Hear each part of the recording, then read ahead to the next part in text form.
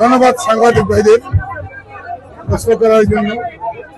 আপনারা সকলেই জানেন স্বাধীনতা পরবর্তী সময় 1972 থেকে 75-এর আগস্টের মাঝামাঝি সময় পর্যন্ত নতুন বাংলাদেশে বিশাল একটা নৈরাজ্য চলছিল শেখ মুজিবের নেতৃত্বে।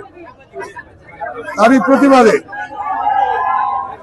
শেখ মুজিব নিহত হওয়ার পর দেশটা যেন একদম বিশৃঙ্খল অবস্থার মধ্যে পড়ে গেল।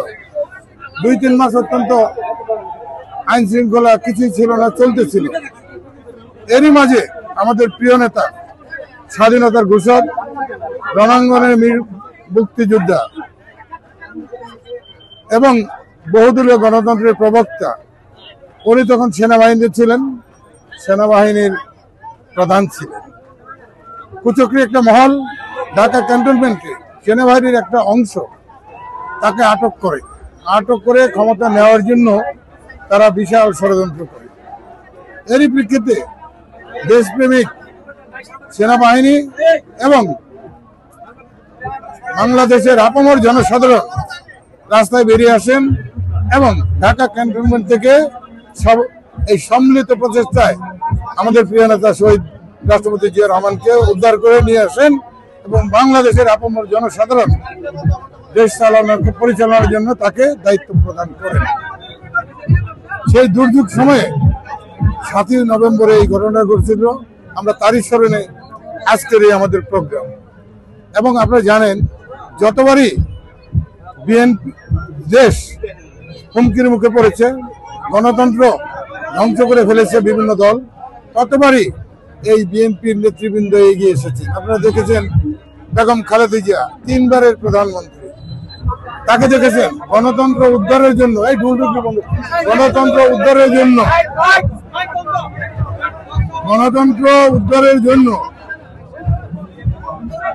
উনি আপোষহীন ভাবে 1/11-এর সময় দেখেছেন দেশ ছেড়ে যাননি, এবারও দেখেছেন দেশ ছেড়ে যাননি।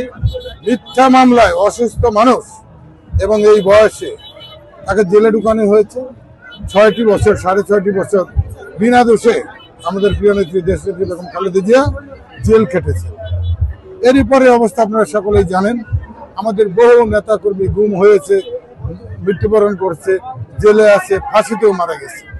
আমরাও বহুবার জেলে গিয়েছি, আপনারা জানেন। সেই আন্দোলনের ফসল বৈষম্য বিরোধী ছাত্র এবং জনতা মিলে এই যে জুলাই 6 তারিখ থেকে আন্দোলন শুরু হলো, পরবর্তী পর্যায়ে 18 তারিখের পরে এক দফা দাবিতে ছাত্র জনতা এক হয়ে মাঠে নামলো, যারই ফলশ্রুতিতে আপনারা দেখেছেন আবু সাইদ থেকে শুরু করে মুগ্ধ থেকে শুরু করে প্রায় 2000 নেতাকর্মীকে এমনকি মায়ের কোলের বাচ্চাকেও গুলি করে হত্যা করেছে শেখ হাসিনা তার বাহিনী।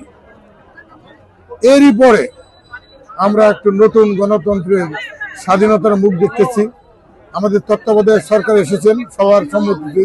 আপনারা জানেন যে তত্ত্বাবধায়ক সরকার ফেব্রুয়ারি মাসের মাঝামাঝিতে নির্বাচন ঘোষণা করেছেন, সংসদ নির্বাচন। আমার দল নির্বাচনমুখী এবং গণতন্ত্রে বিশ্বাস করে, সেই কারণে আমার দল এগিয়ে যাচ্ছে। আমরা সকলে ঐক্যবদ্ধ। আমাদের দল থেকে যাকে মনোনয়ন দিবে নিশ্চয়ই গ্রহণযোগ্য ব্যক্তিকে স্বচ্ছ জায়গায় দিবে। কিছু আছে, আপনি বলেছেন ধামরাইয়ের ব্যবস্থা, আপনি ধামরাই জনগণের জোয়ার দেখেন, জনগণের অবস্থা দেখেন। এই অবস্থায় নিশ্চয়ই আমরা মনে করি এই মানুষগুলা অত্যন্ত কষ্ট করেছে, হামলা মামলা বাড়িঘর ছাড়া জেল খেটেছে বহু মানুষ, বহু নেতা কর্মী। তাদের আশা আকাঙ্ক্ষা প্রতিফলন ইনশাল্লাহ ধামরাইতে ঘটবে। আমরা আশাবাদী এই মানুষগুলা সারাক্ষণ ধানের শীষ বলি তারা পাগল। দল থেকে মনোনয়ন পান, পাশ করার পর আপনি কি